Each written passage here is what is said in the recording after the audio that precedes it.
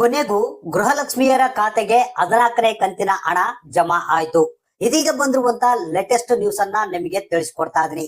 ಹೌದು ಸ್ನೇಹಿತರೆ, ಇವತ್ತ ಮಧ್ಯಾಹ್ನ 2:30ಕ್ಕೆ ಪ್ರತಿಯೊಬ್ಬರ ಖಾತೆಗಳಿಗೆ ಈ 14ನೇ ಕಂತಿನ ಹಣ ಬಿಡುಗಡೆ ಮಾಡಲಾಗುತ್ತೆ. ಇದ್ರ ಬಗ್ಗೆ ಹೆಚ್ಚಿನ ಒಂದು ಮಾಹಿತಿಯನ್ನ ತಿಳಿಸ್ಕೊಡ್ತಾ ಇದೀನಿ. ಅಂದ್ರೆ ಮೊದಲು ಯಾವ ಜಿಲ್ಲೆಗಳಿಗೆ ಎಷ್ಟು ಹಣವನ್ನ ಬಿಡುಗಡೆ ಮಾಡ್ತಾ ಇದ್ದಾರೆ ಅಂದ್ರೆ ಒಂದಿಷ್ಟು ಹಣವನ್ನ ಬಿಡುಗಡೆ ಮಾಡ್ತಾ ಇದ್ದಾರೆ, ಇದ್ರ ಬಗ್ಗೆ ಹೆಚ್ಚಿನ ಒಂದು ಮಾಹಿತಿಯನ್ನ ತಿಳಿಸ್ಕೊಡ್ತೀನಿ. ಇದು ಒಂದೇ ಅಲ್ಲ, 13ನೇ ಕಂತಿನ ಹಣ ಕೆಲವರು ಬಂದಿಲ್ಲ ಅಂತ ಬೇಜಾರಾಗಿದ್ರಲ್ಲ, ಸೊ ಅವ್ರಿಗೆ ಕೂಡ ಗುಡ್ ನ್ಯೂಸ್ ಬಂದಿದೆ. ಇದ್ರ ಜೊತೆಗೆ 14ನೇ ಕಂತಿನ ಹಣ ಏನು ಇವಾಗ ನಿಮ್ಮ ಖಾತೆಗಳಿಗೆ ಜಮಾ ಆಗ್ತಾ ಇದೆ, ಇದರಲ್ಲಿ ಒಂದು ಬಹಳಷ್ಟು ಸಿಹಿ ಸುದ್ದಿ ಇದೆ. ಪ್ರತಿಯೊಬ್ರು ನೋಡ್ಲೇಬೇಕಾದಂತ ಮಾಹಿತಿ ಇದು. ಪ್ರತಿಯೊಬ್ಬ ಗೃಹಲಕ್ಷ್ಮಿಯರಿಗೆ ಸರ್ಪ್ರೈಸ್ ಅನ್ನ ನಿಮ್ಗೆ ಕೊಡ್ತಾ ಇದ್ದೀನಿ. ಒಂದು 14ನೇ ಕಂತಿನ ಹಣ ನಿಮ್ಮ ಖಾತೆಗಳಿಗೆ ಬರ್ತಾ ಇದೆ, ಮತ್ತೆ 14ನೇ ಕಂತಿನ ಹಣ ಬಿಡುಗಡೆಯಲ್ಲಿ ಒಂದು ಸಿಹಿ ಸುದ್ದಿ ಇದೆ. ಮತ್ತೆ 13ನೇ ಕಂತಿನ ಹಣ ನಿಮ್ಗೆ ಬಂದಿಲ್ಲ ಅಂತ ಚಿಂತೆ ಮಾಡಕ್ ಹೋಗ್ಬೇಡಿ, ಅದ್ರ ಬಗ್ಗೆನೂ ಒಂದು ಗುಡ್ ನ್ಯೂಸ್ ಅನ್ನ ನಿಮ್ಗೆ ತಿಳಿಸ್ಕೊಡ್ತಾ ಇದೀನಿ.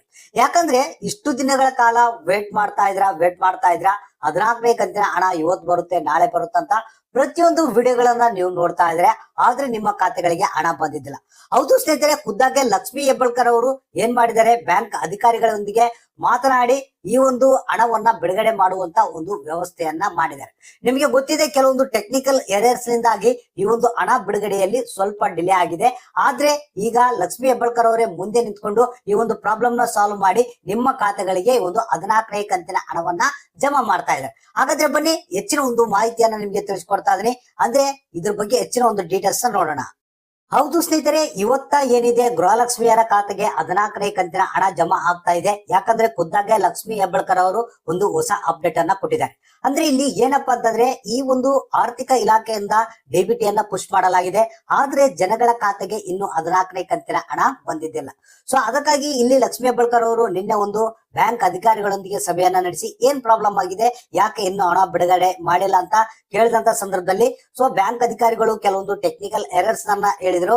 ಸೊ ಮತ್ತೆ ಅದನ್ನ ಈಗ ಇಮಿಡಿಯೇಟ್ ಆಗಿ ಸಾಲ್ವ್ ಮಾಡಿದಾರಂತೆ. ಸೊ ನಿಮ್ಮ ಖಾತೆಗಳಿಗೆ ಇವತ್ತ ಮಧ್ಯಾಹ್ನ 2:30ಕ್ಕೆ ಅಂದ್ರೆ ಮಧ್ಯಾಹ್ನ 2 ಗಂಟೆಯ ನಂತರ ನಿಮ್ಮ ಖಾತೆಗಳಿಗೆ ಈ ಒಂದು 14ನೇ ಕಂತಿನ ಹಣವನ್ನ ಜಮಾ ಮಾಡ್ತಾ ಇದಾರಂತೆ. ಅಂದ್ರೆ ಮೊದಲನೇ ಒಂದು ಇನ್ಸ್ಟಾಲ್ಮೆಂಟ್ ಅಂದ್ರೆ ಒಂದಿಷ್ಟು ಹಣವನ್ನ ಕೆಲವೊಂದು ಜಿಲ್ಲೆಗಳಿಗೆ ಬಿಡುಗಡೆ ಮಾಡ್ತಾ ಇದಾರಂತೆ.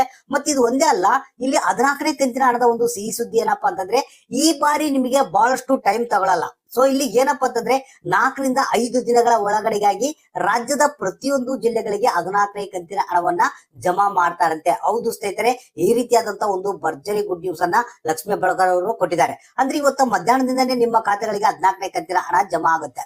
ಸೊ ಇಲ್ಲಿ ಇನ್ನು 13ನೇ ಕಂತಿನ ಹಣ ಕೆಲವರಿಗೆ ಕೆಲವೊಂದು ಪ್ರಾಬ್ಲಮ್ಸ್ ಇದ್ವು. ಅಂದ್ರೆ ಕೆಲವ್ರಿಗೆ GST ಪೇರು, ಟ್ಯಾಕ್ಸ್ ಪೇಯರ್ ಅಂತ ತೋರಿಸ್ತಾ ಇತ್ತಂತೆ.